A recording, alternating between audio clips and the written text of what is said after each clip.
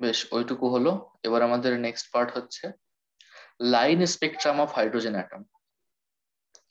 Line spectrum of H atom. আমরা বলেছিলাম একটা অরবিট থেকে যখন আরেকটা অরবিটে ইলেকট্রন যায় বা আসে তখন এনার্জির যে এক্সচেঞ্জ হয়, সেখানে ধরা যাক আই থেকে ইলেকট্রন এফ এ গেছে, ইনিশিয়াল থেকে ফাইনালে গেছে একটা ইলেকট্রন, তাহলে যে এনার্জির চেঞ্জ এইচ নিউ হবে, সেটা H nu equal two E I minus E F. এবার এখানে ই এর যে এক্সপ্রেশন, বড় যে এক্সপ্রেশনটা আমরা লিখেছিলাম সেটা বসাবো, মাইনাস ই এফ এর এক্সপ্রেশনটা বসাবো। এই এইচ নিউটাকে আমি আস্তে আস্তে এইচটাকে ওপাশে নিয়ে যাব, তারপরে শুধু নিউ থাকবে। নিউ ফ্রিকোয়েন্সিটাকে আমি ওয়েভ লেন্থে কনভার্ট করব। নিউ মানে 1/λ, মানে c/λ করব। তারপর সেখান থেকে নিউ বার বের করব। নিউ বার মানে হচ্ছে 1/λ।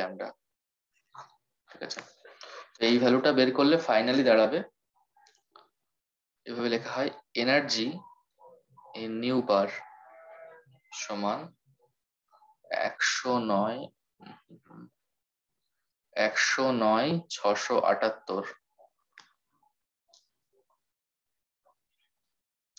1/nf square minus 1/ni square. Electron যেখান থেকে যেখানে যাচ্ছে, এখান থেকে এখানে যাচ্ছে, এইটা যদি ধর 3 নম্বর অরবিট হয়, এটা যদি 5 নম্বর অরবিট হয়, তাহলে এন আই মানে ইনিশিয়াল কক্ষপথের নাম্বার হচ্ছে 3 নম্বর কক্ষপথ, আর এন এফ হচ্ছে 5। এটাই হচ্ছে সেই এন আই এবং এন এফ, এবং into Z square semi inverse. এই ফর্মুলাটা মনে রাখা খুব জরুরি। এই যে কনস্ট্যান্টটা, এটা হচ্ছে আর এইচ বলা হয়, সেটা হচ্ছে রিডবার্গ কনস্ট্যান্ট। রিডবার্গ কনস্ট্যান্ট, এই ইকুয়েশনটাকে রিডবার্গ ইকুয়েশন বলে। রিডবার্গ ইকুয়েশন বলে। তো ইকুয়েশন এটাই, জেনারেলি হাইড্রোজেন অ্যাটমের ক্ষেত্রেই থাকে। Line spectrum for hydrogen atom লিখেছি, তাই এই জেড স্কোয়ারের ভ্যালুটা এটা 1 হয়ে যায়, জেড এর ভ্যালু যেহেতু 1, তার মানে টোটাল এই ভিতরের এক্সপ্রেশনটা পড়ে থাকে। তাহলে ই এইচ ই নিউ বার সমান হচ্ছে 109,678 1/nf square minus 1/ni square, এত সেমি ইনভার্স।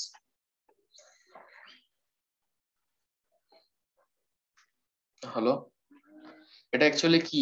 এটা অ্যাকচুয়ালি হচ্ছে একটা ইলেকট্রন একটা নির্দিষ্ট অরবিট থেকে নির্দিষ্ট অরবিটে যাতায়াত করলে সে হয় এনার্জি অ্যাকসেপ্ট করবে, না হয় এনার্জি রিলিজ করবে। সেই রিলিজ করা বা অ্যাকসেপ্ট করা এনার্জির যে ওয়েভ নাম্বার, সেটাই হচ্ছে এটা, এই এক্সপ্রেশনটা। এবার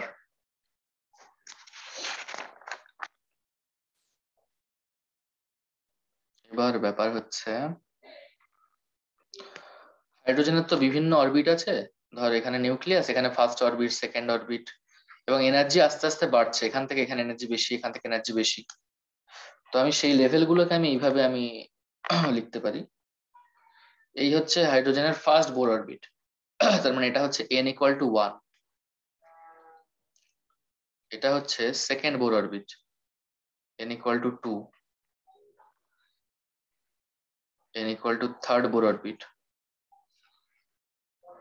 n equal to 4। n equal to 5। n equal to 6। এবার ধরা যাক কোন একটা ইলেকট্রন মানে এক্সাইট হয়ে উপরের কোন একটা যে কোনো অরবিটে গেছিল। ধর হাইড্রোজেনের ক্ষেত্রে তো n ইকুয়াল টু 1, এখানেই তো একটা ইলেকট্রন থাকবে, হাইড্রোজেনের তো একটা ইলেকট্রন, তো n ইকুয়াল টু 1 এ থাকবে। তো সেটা এক্সাইট করে উপরের যে কোনো এনার্জি লেভেলে যেতে পারে। সেখান থেকে যখন ও ফিরে আসবে, ফিরে আসার সময় ও যে কোনো অরবিটে ফিরে আসতে পারে। ধর 6 ছিল, 6 থেকে 5-এ আসতে পারে, 6 থেকে 4-এ আসতে পারে, 3-এ আসতে পারে। সব রকম পসিবিলিটি আমাদের দেখতে হবে। এবং যদি উপর থেকে নিচের দিকে আসে, তাহলে সে এনার্জি রিলিজ করবে, যেটা বোর মডেলে বলা ছিল। তো এরকম এনার্জি রিলিজ করার জন্য, প্রত্যেকটা এনার্জি রিলিজের জন্য এক এক ধরনের লাইন পাওয়া যায়, এক এক ধরনের লাইন স্পেকট্রাম পাওয়া যায়। সেটা কেমন? ধরা যাক হাইড্রোজেনের n ইকুয়াল টু 1 ইলেকট্রন ছিল, সেটা জাম্প করে 2 তে চলে গেছিল। তাহলে 2 থেকে ও ফিরে আসতে পারে, 1-এ ফিরে আসতে পারে, এখানে ফিরে আসতে পারে। ও যদি জাম্প করে 3 তে গিয়ে থাকতো তাহলে সে 3 থেকে ফিরে 1 এ আসতে পারতো। আমরা প্রথম কেসটা দেখছি যেখানে সবাই ফিরে 1 এ আসছে, 4 থেকেও ফিরে 1 এ আসতে পারতো।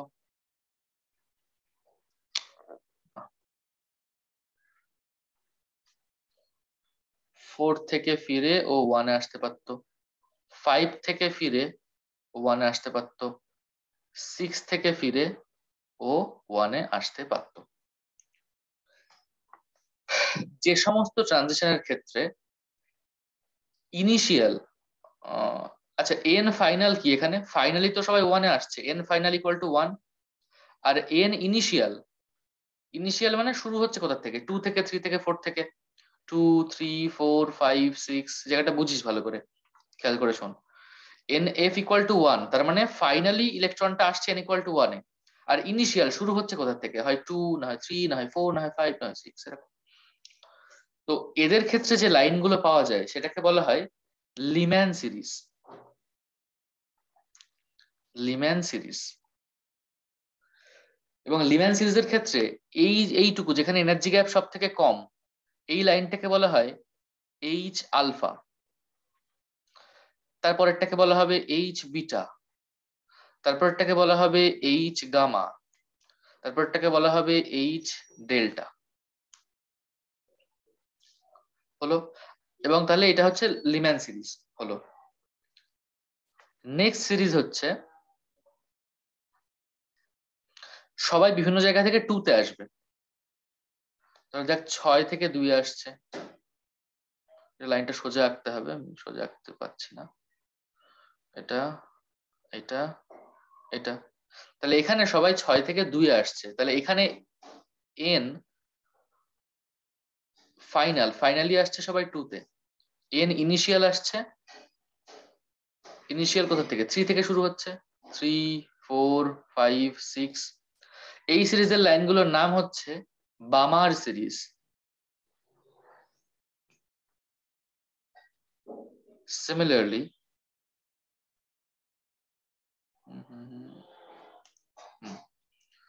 তিনের ক্ষেত্রেও তাই হবে, এবার সবাই 3 এ আসবে, এখান থেকে 3 এ আসছে, এখান থেকে 3 এ আসছে, এখান থেকে 3 এ আসছে, এখানে ফাইনালি কোথায় আসছে, এন এফ ইকুয়াল টু সবাই আসছে 3 তে, আর এন আই ইকুয়াল টু 4,5।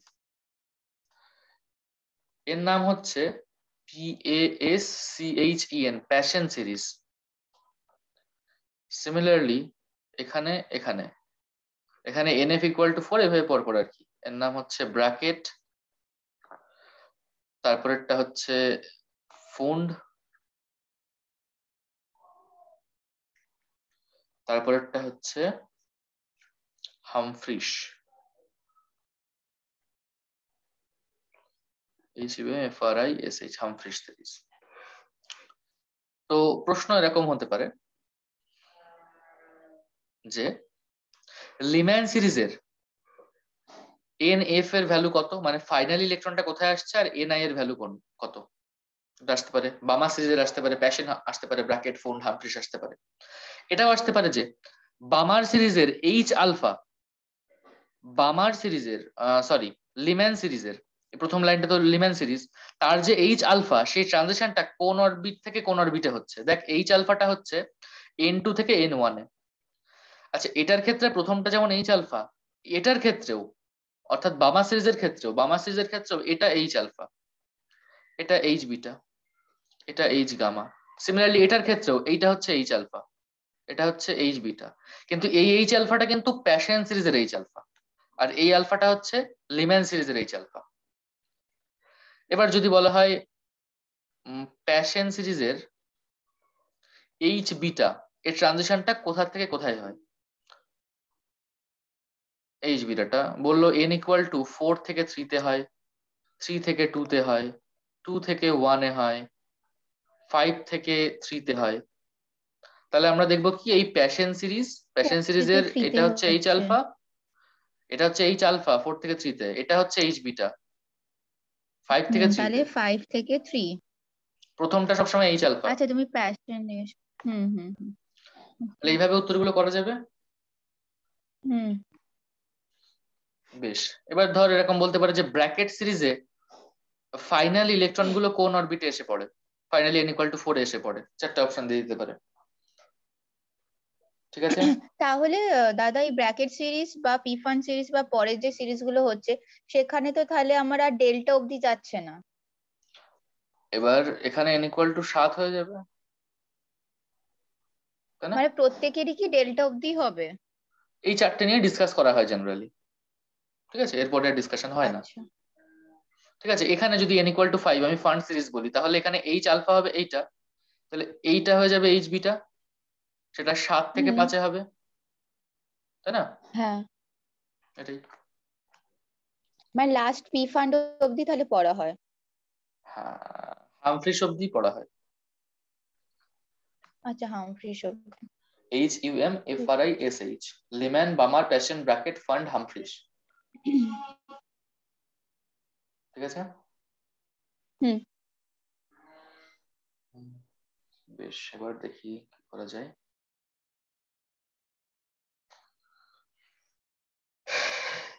এই যে লিম্যান সিরিজ আমি যদি ধরি, এখানে চারটে লাইন আছে জেনারেলি যেটা ডিসকাস করা হয়, H alpha, H beta, H gamma, H delta. এর মধ্যে ওয়েভ লেন্থ ল্যামডা কার বেশি যদি আসে পরীক্ষায়, ওয়েভ লেন্থ কার বেশি, যে কোনোটার ক্ষেত্রেই H alpha, H beta, H gamma, এর মধ্যে ল্যামডা কার বেশি? আচ্ছা, এনার্জি গ্যাপ কোথায় বেশি বলতো? এইচ আলফাতে এনার্জি গ্যাপ বেশি, না এইচ বিটায় বেশি, না এইচ গামায় বেশি, না এইচ ডেল্টায় বেশি এনার্জি গ্যাপ? এখানে তো এনার্জি গ্যাপ কম, এগুলো তো এনার্জি লেভেলই অ্যাকচুয়ালি। তাহলে এইচ আলফাতে এনার্জি গ্যাপ সব থেকে কম নাকি?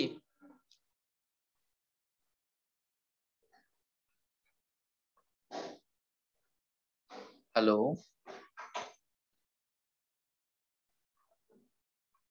হ্যালো। হ্যাঁ শুনতে পাচ্ছিস না? হ্যাঁ হ্যাঁ, পাচ্ছি। এই আমি এইচ বলছি আলফা, এইচ আলফায় কম হবে আর এইচ ডেল্টায় সব থেকে বেশি হবে। তাহলে এনার্জি গ্যাপ যদি এইচ আলফা সব থেকে কম হয়, আমরা জানি E=H নিউ, প্ল্যাঙ্কের সূত্র। আর সিমিলারলি লিখতে পারি এইচ নিউ মানে হচ্ছে এইচ সি বাই ল্যামডা, তার মানে ল্যামডা যত কম এনার্জি তত বেশি, মানে এনার্জি বেশি হলে ল্যামডা কম। তাহলে এইচ আলফার যদি এনার্জি কম হুম। হয় তাহলে এর ল্যামডাই সব থেকে বেশি। হুম। তাহলে H alpha, H beta, H gamma, H ডেল্টার মধ্যে এইটার হচ্ছে ল্যামডা সব থেকে বেশি,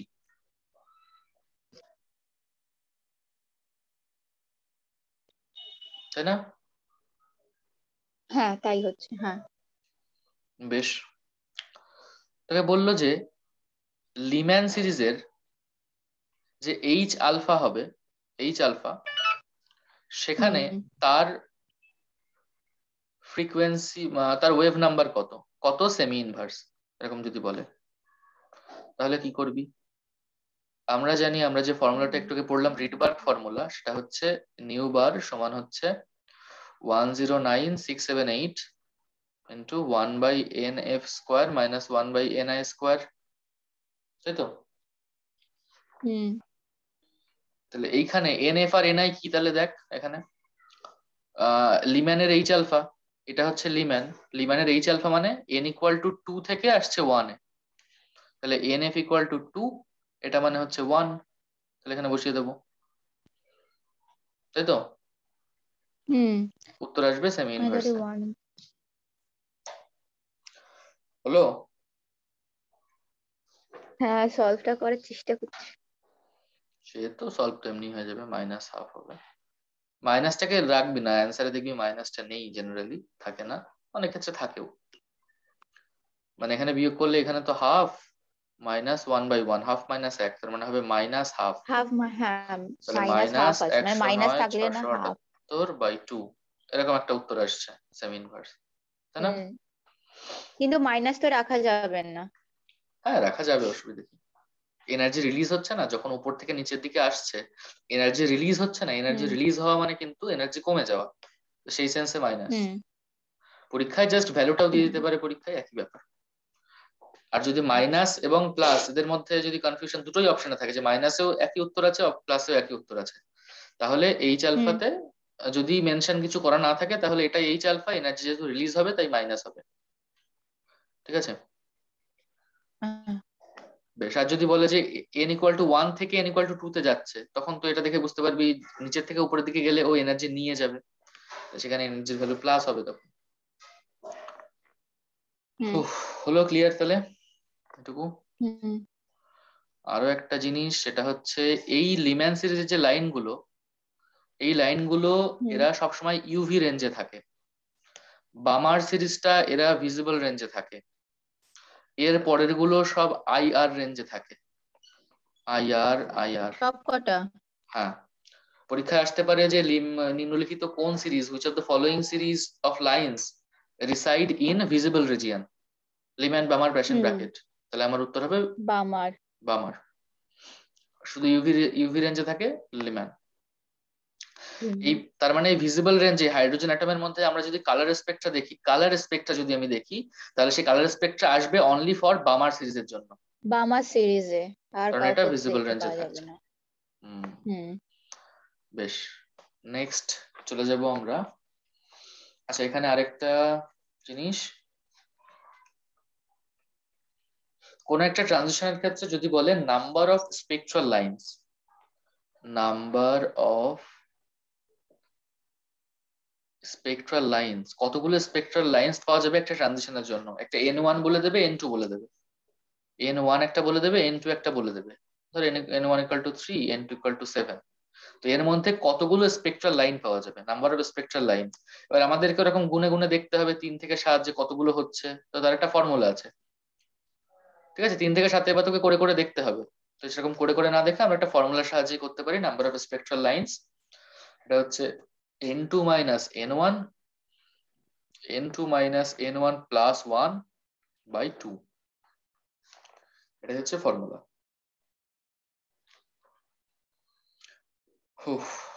হলো? এটুকুর মধ্যে কোনো কনফিউশন আছে? না, এখন অব্দি নেই। আচ্ছা, সিলেবাসে কি ফটো ইলেকট্রিক এফেক্ট আছে, মনে আছে কিছু?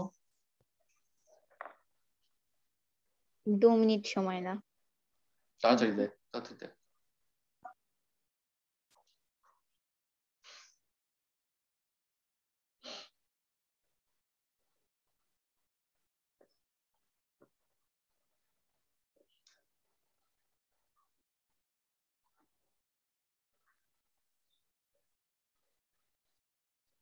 আছে।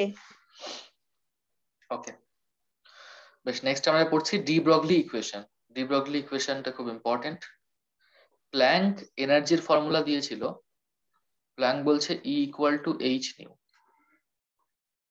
আইনস্টাইন, এটা তো ওয়েভের একটা ইকুয়েশন, এটা কি ওয়েভের প্রপার্টি, ওয়েভের ফ্রিকোয়েন্সি, ওয়েভের এনার্জি। আইনস্টাইন আবার এনার্জি আর মাসের একটা রিলেশন বের করেছিলেন, ইকুয়াল টু এমসি স্কোয়ার। এবার এবার সেটা একটা পার্টিকেল যদি বা আলোর গতিতে চলে, যদি একটা পার্টিকেল আলোর গতিতে না চলে একটা নর্মাল ভি স্পিডে চলে, তাহলে এই ফর্মুলাটা হয়ে যায় ইকুয়াল টু এম সি স্কোয়ারটা না হয়ে এম ভি স্কোয়ার হয়ে যায়। তাহলে equal to H nu equal to M V square, দুটোকে আমি যদি কোরিলেট করে দিই, এইচ নিউ সমান এম ভি স্কোয়ার, তাই তো? H C by lambda equal to M V square. আচ্ছা, এই এইচ সিটা এখানে ভি হয়ে যাবে, এইচ সিটা এখানে ভি, সিটা তো ভি হয়ে যাচ্ছে আমাদের এখানে। বেশ, তার মানে এখানে 1 বাই ল্যামডা সমান M V square by H V. V V কাটলো একটা, তাহলে ল্যামডা সমান এইচ বাই এম ভি হলো।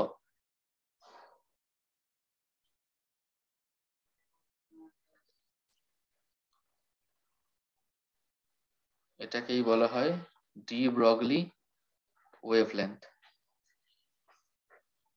এটা যে কোনো সাবঅ্যাটমিক পার্টিকেলের ক্ষেত্রে প্রযোজ্য, lambda equal to H by M V. সূত্রটা খুব ইম্পর্টেন্ট, কারণ ল্যামডা একটা ওয়েভের প্রপার্টি। আর এম ভি মাস ভেলোসিটি, মানে অ্যাকচুয়ালি মোমেন্টাম আর কি। এম ভি মানে তো মোমেন্টাম, মানে মাস ইনটু ভেলোসিটি। এটা একটা পার্টিকেলের প্রপার্টি। তো এই ইকুয়েশন থেকেই বোঝা যাচ্ছে যে wave nature is inversely proportional to particle nature. কোন ইকুয়েশন দিয়ে বোঝা যায় যে ওয়েভ নেচার এবং পার্টিকেল নেচারের মধ্যে সম্পর্ক, কোন ইকুয়েশন দিয়ে বোঝা যায়, সেটা হচ্ছে D Broglie equation. Wave nature এবং পার্টিকেল নেচার একজন অন্যজনের ইনভার্সলি প্রপোর্শনাল। বেশ,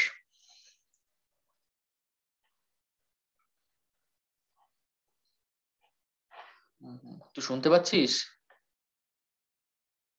হ্যালো? হ্যাঁ পাচ্ছি। বেশ, lambda equal to H by MV ইকুয়েশনটা খুব কাজের। ধর এম এর ভ্যালু দিয়ে দিল, এম এর ভ্যালু দেবে না, একটা ইলেকট্রনের জন্য যদি বলে তাহলে এম এর ভ্যালু দেবে না, ভি বলে দিল যে একটা ইলেকট্রন মুভ করছে এত স্পিডে, তাহলে তার ডি ব্রগলি ওয়েভলেন্থ কত, এরকম বলবে যে ডি ব্রগলি ওয়েভলেন্থ কত, ডি ব্রগলি ওয়েভলেন্থ কত। তাহলে ইলেকট্রনের মাস জানি 9.1 × 10⁻³ কেজি, এইচ এর ভ্যালু আমরা জানি, মুখস্থ করবি এগুলো, এইচ এর ভ্যালু এগুলো যেন ভুল না হয়। আর ভি এর ভ্যালু বলে দেবে যে ইলেকট্রন কোন স্পিডে যাচ্ছে, তাহলে আমি ল্যামডাটা বের করতে পারবো এখান থেকে। এই ফর্মুলার আরো কিছু বিশেষ রূপ আছে, সেটা হচ্ছে থার্মাল এনার্জি দিয়ে। থার্মাল এনার্জি ল্যামডা সমান এইচ বাই এম ভি, মানে তো ভরবেগ তাই না, এম ভি মানে হচ্ছে ভরবেগ মানে পি, এবং পি সমান আমরা জানি √2mE, জানিস তো এগুলো, পি সমান √2mE? হুম হুম। কি করে জানিস, কিভাবে আসছে এটা? ই মানে অ্যাকচুয়ালি ই মুখস্থ কে করেছি। কাইনেটিক এনার্জি, না ই কাইনেটিক এনার্জি, তাই তো, কাইনেটিক এনার্জি মানে ½ mv², এটা জানিস তো। হ্যাঁ হ্যাঁ, ½ mv², হ্যাঁ আর ভরবেগ মানে এমভি, এমভি হ্যাঁ মানে হ্যাঁ, হচ্ছে হাফ ভরবেগ। mv² ভরবেগ থেকে এসেছে, mv = p। হ্যাঁ হ্যাঁ হ্যাঁ হ্যাঁ, এই ইকুয়েশনটা আমি যদি জানি উপরে নিচে জানি, বুঝতে এম দিয়ে গুণ করি, তাহলে উপরে হয়ে যাবে m²v²/2m হয়ে যাবে। m²v² হুম মানে এখান থেকে লিখতে পারি mv মানে যদি p হয় তাহলে এখানে p²/2m হয়ে যাবে। হুম তাহলে ই কে সমান p²/2m, তাহলে এখানে p² সমান 2me, তাহলে p সমান হুম। √2me।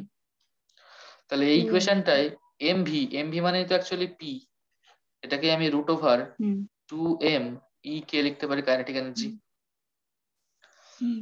হলো।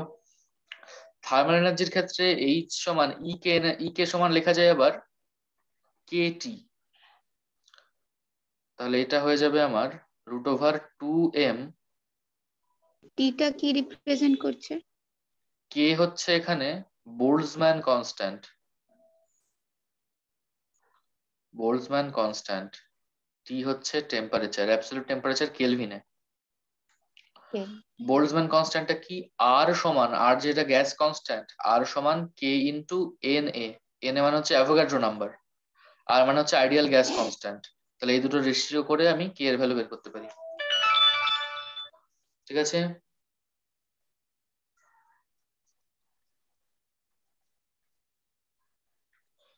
বোল্টজম্যান কনস্ট্যান্টের ভ্যালু R/N করলে দাঁড়াবে হচ্ছে হুম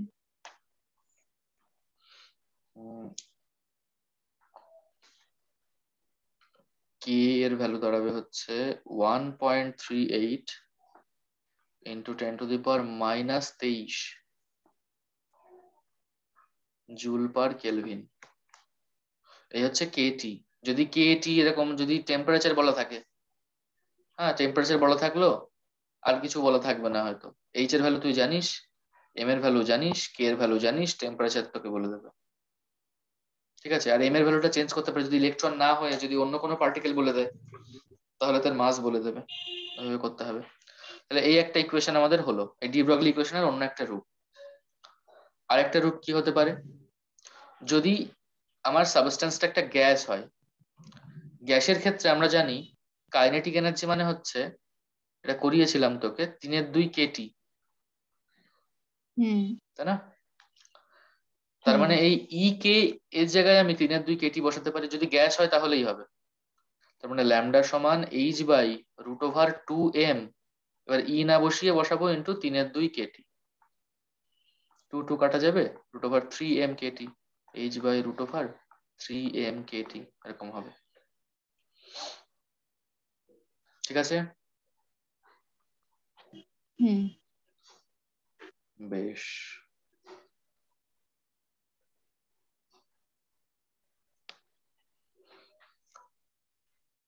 যদি একটা ইলেকট্রনকে একটা নির্দিষ্ট ভোল্টেজের মধ্যে দিয়ে পাঠানো হয়, ভোল্টেজের মধ্যে দিয়ে, তাহলে এই কাইনেটিক এনার্জি হয়ে যায় ই কে, এটা হয়ে যায় ই ইন্টু ভি। তাহলে ফর্মুলাটা হয়ে যাবে ল্যামডা সমান h বাই √2m ev হয়ে যাবে।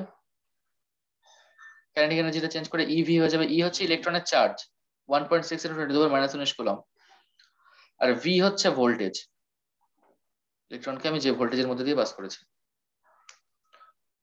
হলো কতগুলো ফর্মুলা তাহলে এক জায়গায়। তাহলে ফার্স্ট ফর্মুলা হচ্ছে আমার এইটা, ল্যামডা সমান h/mv। এখান থেকে আসছে কি এই p সমান √2me, সেখান থেকে আসছে ল্যামডা সমান h/√2me। e k সমান হয়ে যাবে kt, এই একটা ফর্মুলা। আবার কাইনেটিক এনার্জি মানে হয়ে যেতে পারে গ্যাসের ক্ষেত্রে 3/2 kT, সেটা একটা ফর্মুলা। আবার যদি ইলেকট্রনকে v ভোল্টেজের মধ্যে দিয়ে পাঠানো হয় তাহলে এই কাইনেটিক এনার্জি হয়ে যাবে ev, তাহলে তখন আরেকটা ফর্মুলা। যদি ভোল্টেজ দেওয়া থাকে, একটা ইলেকট্রনকে বললো 5 ভোল্টের মধ্যে দিয়ে মানে অ্যাক্সিলারেট করা হয়েছে, একটা ইলেকট্রনকে 5 ভোল্টের মধ্যে দিয়ে অ্যাক্সিলারেট করা হলে তার ডি ব্রগলি ওয়েভলেন্থ কত, তাহলে এই v এর ভ্যালু আমি লিখবো 5, এই e এর ভ্যালু আমরা জানি 1.6 × 10⁻19 কুলম্ব, m এর ভ্যালু আমরা জানি 9.1 × 10⁻31 কেজি, h এর ভ্যালু আমরা জানি 6.626 × 10⁻34 জুল সেকেন্ড। তো এইভাবে আমি বের করতে পারবো। ক্লিয়ার?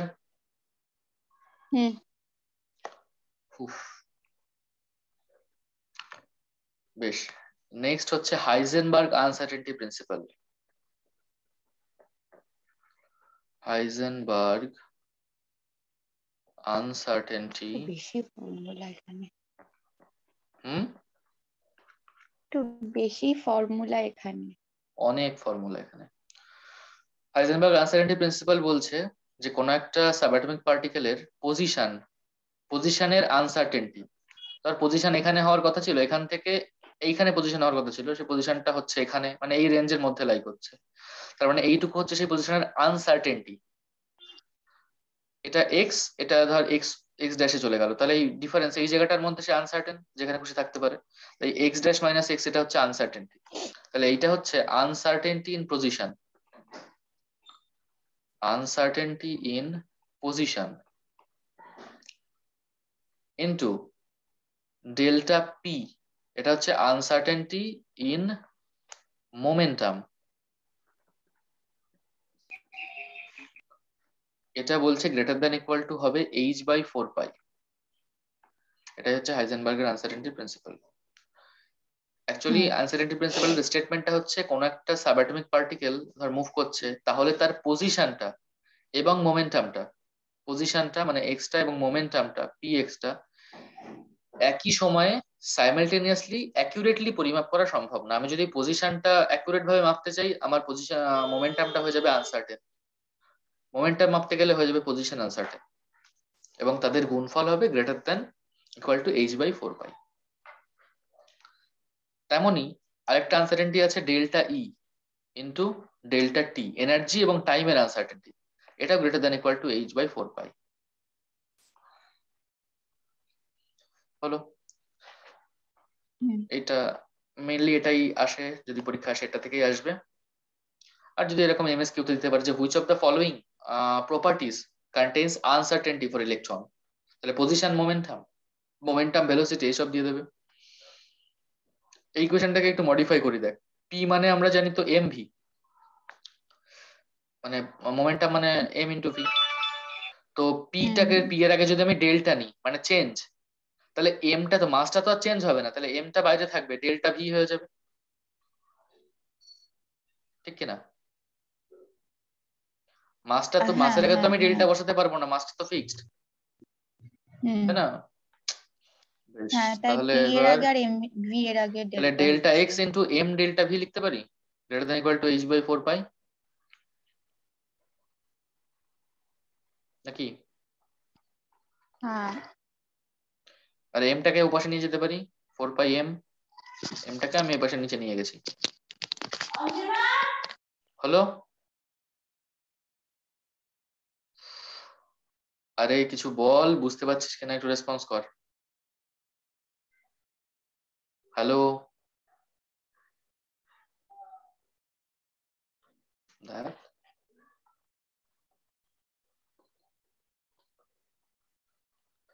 তাহলে এখানে আমি আনসার্টেনটি কিসের কিসের পেলাম, পজিশন, মোমেন্টাম, এখানে পেলাম এনার্জি, টাইম, এখানে পেলাম পজিশন, ভেলোসিটি।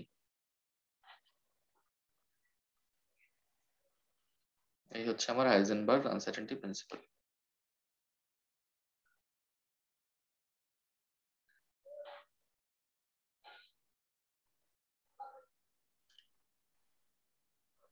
বেশ, তাহলে এখান থেকে আমরা পেলাম delta X into delta V greater than equal to H by 4 pi M.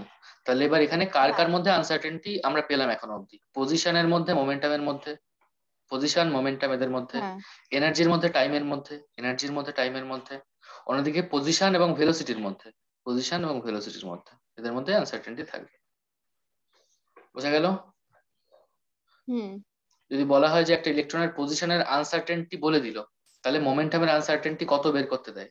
তাহলে কি করব, আমি ডেল্টা এক্স এর আনসার্টেনটি বলে দিয়েছে, ইন্টু ডেল্টা পি বের করতে হবে। হুম আমি গ্রেটার দ্যান ইকুয়াল টুটা গ্রেটার দ্যানটা নেবো না, ইকুয়াল টু নেবো, এইচ বাই 4 পাই করে দেবো, এখান থেকে বের করতে পারবো, তাই তো?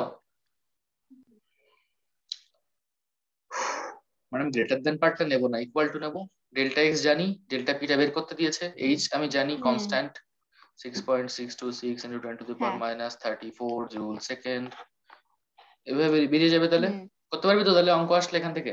পাই পাই পাইয়ের ভ্যালু জানো না? 3.14 বা ও 22/7। 3.14, হ্যাঁ হ্যাঁ হ্যাঁ পাই হুম কোনো হুম মানে হুম সিম্বল না, এমনি পাই। 22/7, হ্যাঁ হ্যাঁ বেশ, হ্যাঁ আচ্ছা আচ্ছা ওকে ওকে।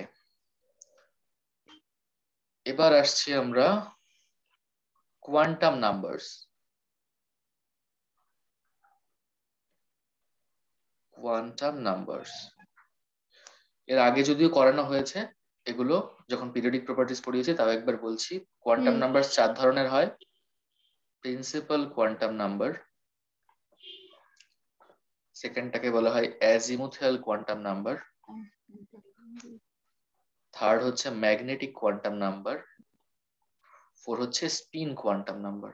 তিন quantum number spin quantum number, principal quantum number, azimuthal quantum number, magnetic quantum number.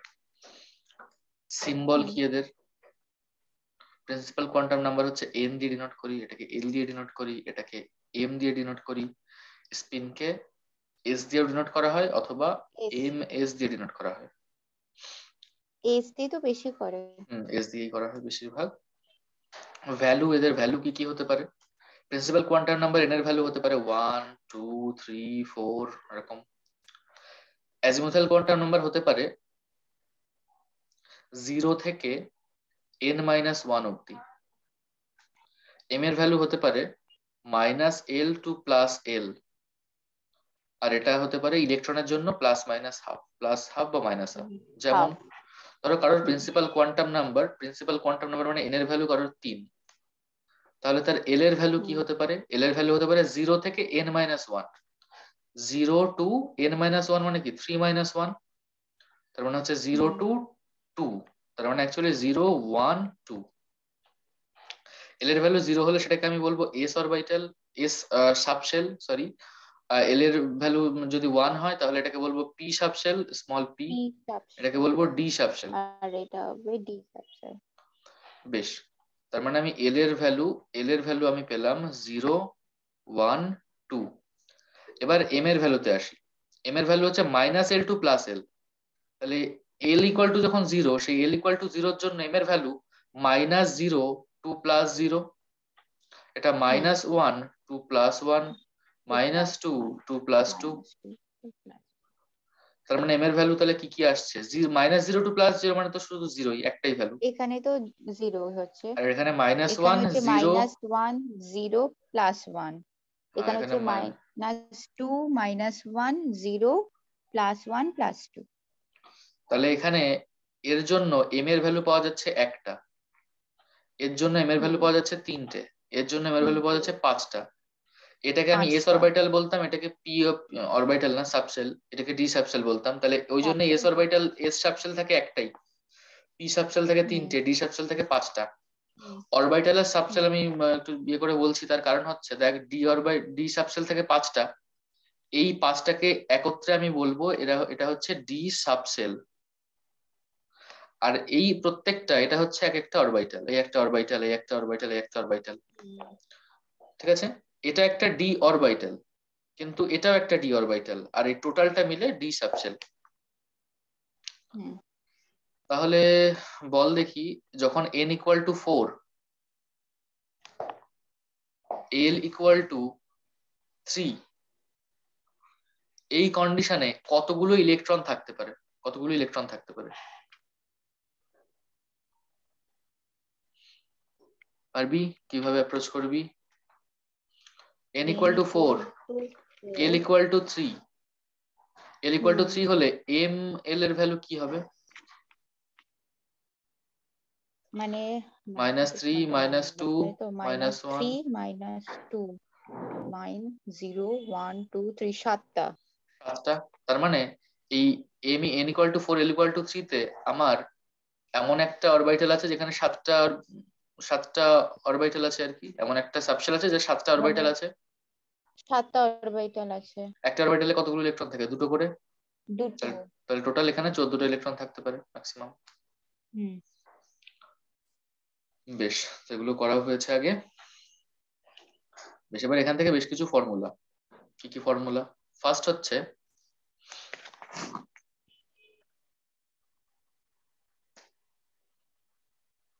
হচ্ছে অরবিটাল অ্যাঙ্গুলার মোমেন্টাম।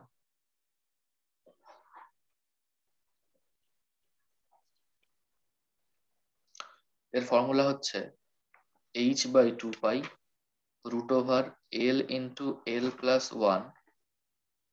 এর একক হচ্ছে বোর ম্যাগনেটন। বললো 3p অরবিটালের অরবিটাল অ্যাঙ্গুলার মোমেন্টাম কত?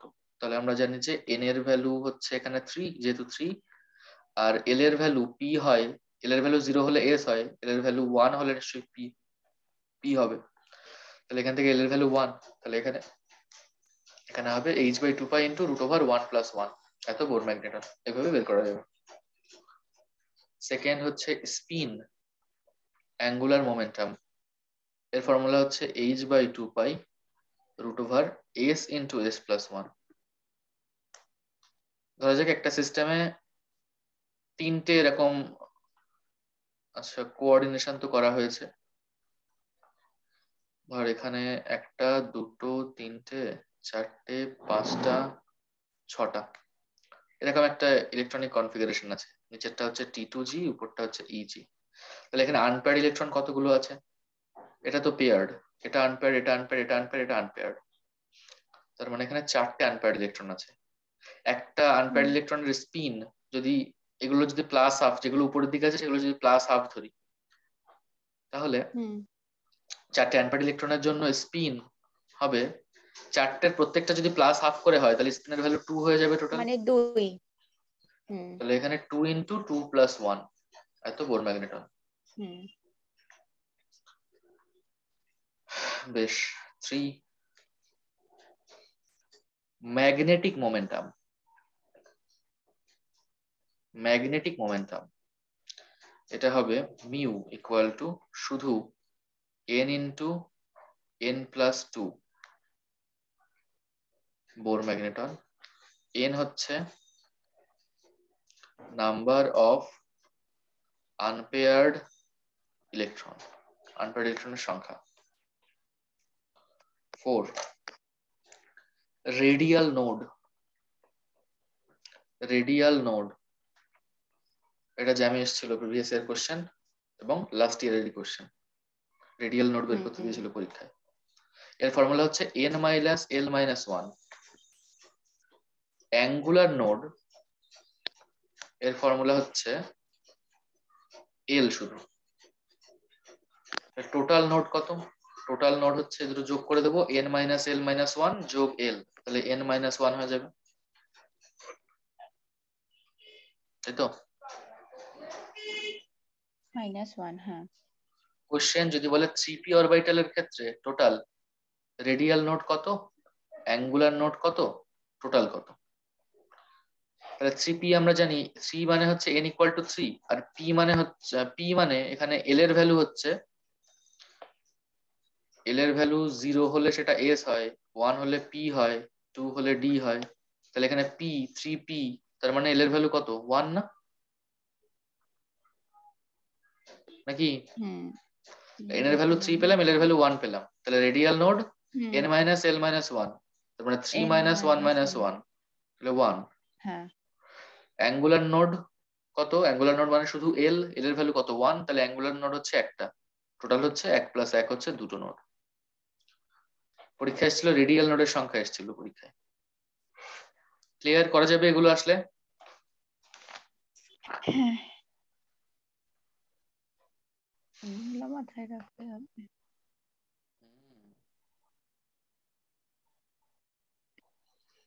বেশ।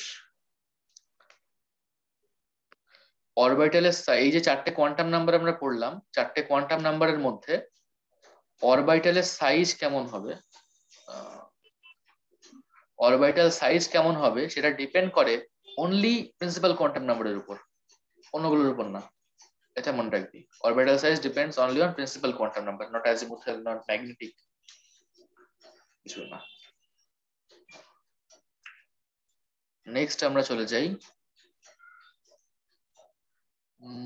Nodal plane. নোডাল প্লেন, যে প্লেনের মধ্যে কোনো ইলেকট্রন ডেন্সিটি নেই, একটা এস অরবিটাল তো এরকম স্ফেরিক্যাল, এর মধ্যে দিয়ে আমি যেখানেই প্লেন টানি না কেন আমি তো ইলেকট্রন ডেন্সিটি পাবো। ইলেকট্রন ডেন্সিটি মানে ভিতরে সব জায়গায় ইলেকট্রন আছে, যেভাবেই আমি প্লেন টানি না কেন ইলেকট্রন ডেন্সিটি আমার থাকবেই। তাহলে এখানে কোনো নোডাল প্লেন নেই, নোডাল প্লেন জিরো।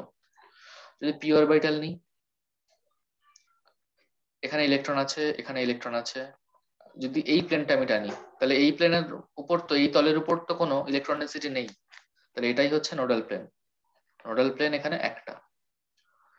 যদি আমি এটাকে একটু ভালোভাবে জিওমেট্রিক্যালি আমি বোঝার চেষ্টা করি, আমার যদি এই অরবিটালটা হয়, এটা এক্স অ্যাক্সিস, এটা ওয়াই অ্যাক্সিস, এটা জেড অ্যাক্সিস, তাহলে এই অরবিটালটার নাম পিজেড অরবিটাল হবে, যেহেতু জেড অ্যাক্সিস বরাবর আছে, এটা পিজেড অরবিটাল। তাহলে এর ক্ষেত্রে নোডাল প্লেনটা কোন প্লেনটা? এই এক্স ওয়াই প্লেনটা নোডাল প্লেন না? এটা বুঝলি কিনা দেখ। তার মানে পিজেড অরবিটালের ক্ষেত্রে নোডাল প্লেন হচ্ছে X Y plane, P Y এর ক্ষেত্রে নিশ্চয়ই X Z plane, P X এর ক্ষেত্রে নিশ্চয়ই Y Z plane. Y Z plane হলো। তেমনি ডি অরবিটাল দেখি এবার। ডি অরবিটাল হচ্ছে এই ধরো একটা ডি অরবিটাল, তাহলে এই একটা নোডাল প্লেন, এই একটা নোডাল প্লেন, তাহলে ডি অরবিটালের নোডাল প্লেন হচ্ছে দুটো।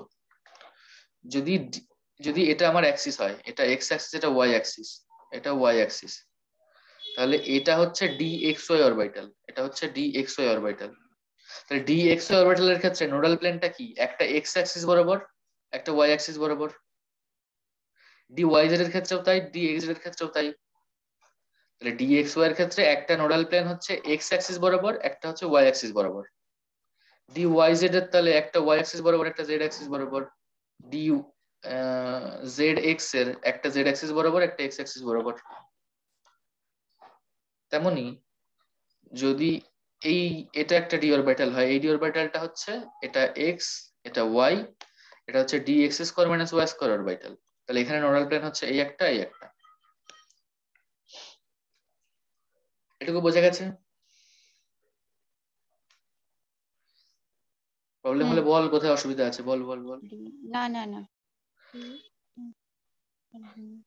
তাহলে D X Y Y Z X Z হলো, D X square minus Y square হলো। আরেকটা ডি অরবিটাল তো আমরা আঁকিনি এখনো, সেটা হচ্ছে D Z square orbital. Problem তো এখানে, ডি জেড স্কোয়ার অরবিটাল তো এরকম, এবং এখানে একটা রিং এর মতন থাকে, এই যে। এটা কি 3D স্ট্রাকচারেই বোঝা যাবে একমাত্র? তুমি ইমাজিন করলেই বোঝা যাবে। এই হচ্ছে আমার DZ square orbital. Electron density এই হলুদ জায়গাতেও আছে, এই সমস্ত জায়গাতেও ইলেকট্রন ডেন্সিটি আছে। তাহলে এখানে কি কোনো নোডাল প্লেন আছে? কোনো এমন তল কোনো কল্পনা করতে পারছিস যে তলের মধ্যে দিয়ে কোনো ইলেকট্রন ডেন্সিটি নেই?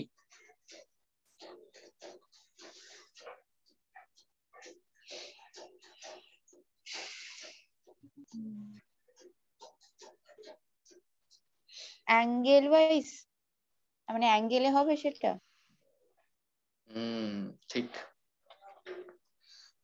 এবার এটাকে যদি আমি একটু পরের পেজে একটু ভালো করে আঁকি, এই হচ্ছে আমার সেই অরবিটালটা, এবং এই বরাবর হচ্ছে আমার সেই রিংটা রয়েছে। হ্যাঁ, রিং রইলো। এই এই মাঝখানে কিন্তু ইলেকট্রন ডেন্সিটি নেই, এটা কিন্তু নিউক্লিয়াস, এখানে কোনো ইলেকট্রন ডেন্সিটি নেই। কেউ যদি একটা প্লেন এভাবে কল্পনা করে যে এখানে সে একটা ইমাজিনারি কোণ কল্পনা করলো, যে কোণটা আসছে এসে মিশছে এখানে, সিমিলারলি আরেকটা কোণ সে এরকম কল্পনা করলো, এরকম এই, যেটা এরকম একটা কোণ। তাহলে এই কোণের উপরে কোথাও কি কোনো ইলেকট্রন ডেন্সিটি আছে? নেই তো। না। তাহলে এখানে নোডাল প্লেন নেই, এখানে অ্যাকচুয়ালি আছে নোডাল কোণ আছে, তাই না? যদি আমি এই বরাবর একটা প্লেন টানার চেষ্টা করতাম, যদি নর্মাল একটা প্লেন টানার চেষ্টা করতাম, তাহলে এইখানকার ইলেকট্রন ডেন্সিটি এখানকার ইলেকট্রন ডেন্সিটি তো ওই প্লেনের মধ্যে চলে যেত, তাই না? যদি আমি একটা এরকম প্লেন টানতাম, কিন্তু সেরকম করলে হবে না, নোডাল নোডাল প্লেন হলো না তাহলে। কিন্তু এই কোণটা যেটা আমি আঁকলাম, সেই কোণের কোথাও কিন্তু কোনো ইলেকট্রন ডেন্সিটি টাচ করছে না, ঠিক আছে? একটা কাপের মতন আর কি, এই এই এখানে ইলেকট্রন ডেন্সিটি নেই, এর মধ্যে আছে, আর এই বাইরেটা এখান থেকে ইলেকট্রন ডেন্সিটি আছে। বোঝা গেল? হ্যাঁ। এই হচ্ছে আমাদের অ্যাটমিক স্ট্রাকচার শেষ। তারপরে একটুখানি কোয়ান্টামে একটুখানি হাত দিয়ে ছেড়ে দেবো, কোয়ান্টাম আমি বেশি পড়াবো না, কারণ কোয়ান্টাম ইটসেলফ একটা অনেক অনেক বড় চ্যাপ্টার। কোশ্চেন আসার প্রবাবিলিটিও খুব কম। কোয়ান্টামে যেটুকু বলবো সেটা হচ্ছে কোনো একটা ইলেকট্রনকে ওয়েভ হিসেবে কল্পনা করা যেতে পারে। যে কোনো ওয়েভের একটা ওয়েভ ইকুয়েশন থাকে, যেমন একটা ওয়েভ যদি এরকম হয়, তাহলে আমরা বলি সেটা একটা সাইনের কার্ভ। তার মানে আমি বলি যে ইকুয়েশনটা হচ্ছে y সমান sin x, এটা হচ্ছে সেই ওয়েভের ইকুয়েশন। তাহলে যে কোনো ওয়েভ থাকলে তার একটা ওয়েভ ইকুয়েশন থাকবে।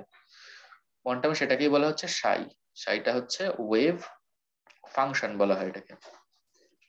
বলা হয় এই ওয়েভ ফাংশনের মধ্যেই একটা ইলেকট্রন বা একটা পার্টিকেল বা ওয়েভ আর কি, তার সমস্ত প্রপার্টি এই সাইয়ের মধ্যে ইনক্লুড হয়ে আছে। সাইকে যদি স্কোয়ার করি তাহলে যেটা পাবো সেটাকে আমি বলবো প্রবাবিলিটি। সাই স্কোয়ারও এভাবে লেখা থাকতে পারে, বা এরকম লেখা থাকতে পারে সাই স্টার সাই। না এভাবে না, এরকম সাই স্টার সাই, একই ব্যাপার। এটা হচ্ছে প্রবাবিলিটি।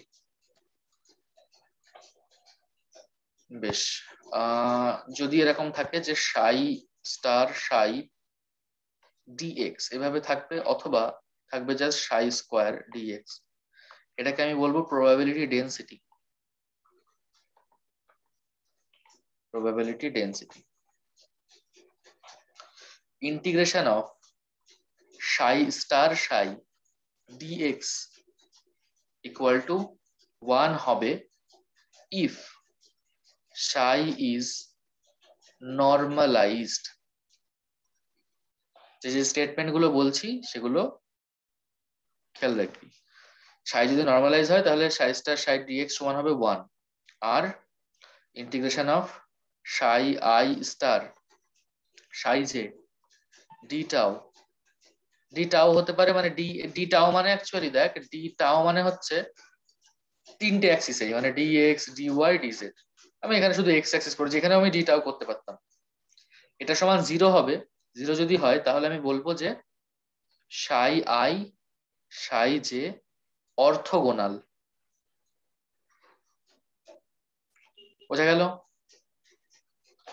যদি সাই I star Sai J D টাও ইকুয়াল টু 0 হয়, বা সাই I star Sai J D x equal to 0 হয়, তাহলে বলবো সাই আই সাই জে এরা অর্থোগোনাল। আর শুধু সাই, এখানে কিন্তু আই যে দুটো ডিফারেন্ট না, এটা কিন্তু একই। সাই স্টার যে সাইটার স্টার সেই সাইটা এখানে, সাই স্টার সাই ডিএক্স, এটা যদি 1 হয় তাহলে বলবো সাই হচ্ছে নরমালাইজড। হলো? এই সাই স্টার সাইকে কিন্তু অন্যভাবে সেই সাই স্কোয়ারটাও লেখা যেতে পারে, যেটা আগেই বললাম, তাই না? হ্যাঁ হ্যাঁ হ্যাঁ।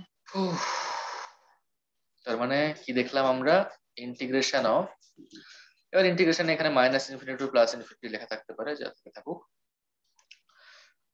সাই I star Sai J D টাও ইকুয়াল টু যদি 0 হয় তাহলে আমি এটাকে বলবো অর্থোগোনাল। বলবো যে সাই আই এবং সাই J orthogonal, minus infinity two plus infinity. এবার শুধু সাই আইটাকে নিই, হ্যাঁ, সাই আই স্টার সাই আই, শুধু সাই আই নিচ্ছে, ডি টাও এটা যদি ডি টাও এটা যদি 1 হয় তাহলে কি সাই স্টার সাই ডি টাও হলো না, এটা 1 হলে এটাকে আমি বলবো কি, এটা হচ্ছে নর্মালাইজড। আর শুধু সাই জে নি, minus infinity to infinity, Sai J star Sai J D টাও এটা সমান 1, তাহলে এটাকে বলবো নর্মালাইজড। এটা মানে হচ্ছে হ্যাঁ। সাই আই নর্মালাইজড, এটা মানে হচ্ছে সাই জে নর্মালাইজড, আর এটা হচ্ছে সাই আই এন্ড সাই জে হচ্ছে অর্থোগোনাল। যদি এই তিনটে কন্ডিশনই ফুলফিল হয় তাহলে বলবো সাই I Sai J forms an অর্থো normal set, অর্থো normal set. যদি শুধু এই কন্ডিশনটা খাটে তাহলে বলবো সাই আই এবং সাই জে অর্থোগোনাল। যদি শুধু এটা হয় তাহলে সাই আই নর্মালাইজড, যদি শুধু এটা হয় তাহলে নর্মালাইজড। তিনটাই একসঙ্গে হলে মানে অর্থোগোনালের অর্থ আর নর্মালাইজের নর্মালাইজ, বলবো যে অর্থ নর্মাল। ক্লিয়ার? বাহ,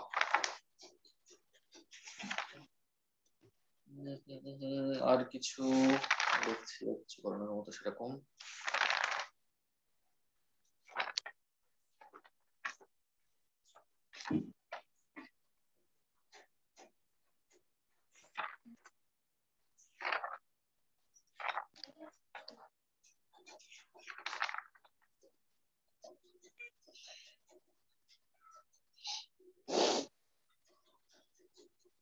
আচ্ছা, এখান থেকে কিরকম প্রশ্ন আসে এই অর্থ নর্মাল সেটটা থেকে? Which of the following statement is correct? এভাবে।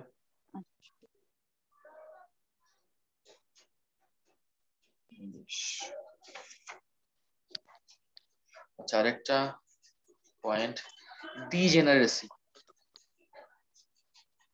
ডিজেনারেসি ইকুয়াল টু, এটার ফর্মুলা হচ্ছে n স্কয়ার, 3d অরবিট। ডিজেনারেসি মানে কি বার করতে? ডিজেনারেসি মানে একই লেভেলে কতগুলো এনার্জি আছে এরকম। 3d অরবিটাল, আচ্ছা। ঠিক আছে, 3d অরবিটাল মানে হাইড্রোজেন অ্যাটমের, এইচ অ্যাটমের 3d অরবিটাল, তাহলে এর ডিজেনারেসি কত? তাহলে n ইকুয়াল টু 3, তার মানে 9 হচ্ছে ডিজেনারেসি।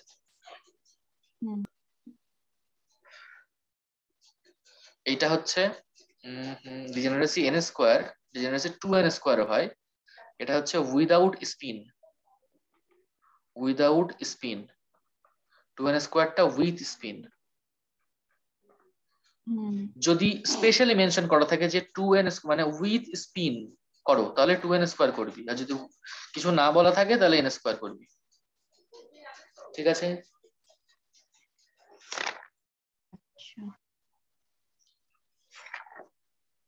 আর সেরকম কিছু নেই। হ্যাঁ, আর একটা জিনিস আছে, সেটা হচ্ছে তিনটে ফর্মুলা ছোটবেলায় করা হতো, এটা করিয়েছি বোধহয় তোকে, সেই হুন্ড রুল, অফ বাউ প্রিন্সিপাল আর পাউলি এক্সক্লুশন প্রিন্সিপাল করিয়েছি না? হ্যাঁ। যখন পিরিয়ডিক প্রপার্টিজ করানো হচ্ছিল তখন করিয়েছি না?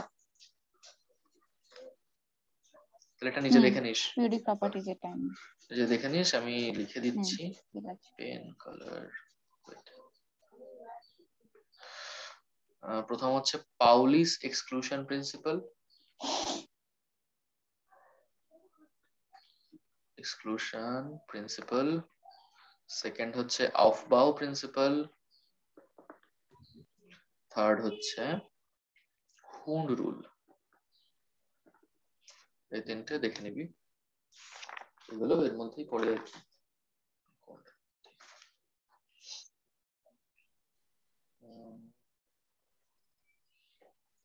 আর একটা জিনিস একটু করাই, লাস্ট জিনিস এটা, শো কিপ